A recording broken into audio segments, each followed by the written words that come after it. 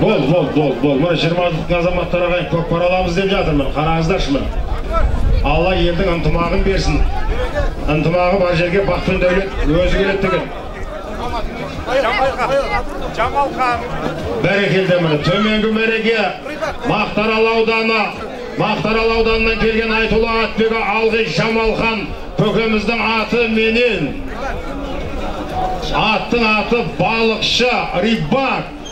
Алғи Мақтарал ауданынан келген Алталашқа белгілі Тұрарби атаның немересі, Шорапал көкеміздің баласы Нұржан Шабандоз тастады ағайын. Ой, бәрекелді. Бәрекелді, төменгі мәреге Мақтарал ауданынан келген Айтулы Атбегі кереметті тұлпарлардың егесі Жамалхан көкеміздің рибак есімді аты менен атты баптап шаптырып жүрген Қалжан бауырымыз қадірменді ағайын. Жаңа тұлпар мына ағайын, бұл жаңа ат. Жамалхан көкеміздің рибак есімді аты менен Алталашқа белгілі Тұрарби атаның немересі Мақтаралды Алғи Нұржан Шабандоз төменгі мәреге тастады қадірменді ағайын. Бәрекелді мына. Қалжан бауырымыздың баптауындағы тұлпар ағайын. Темірхан Айтбаев.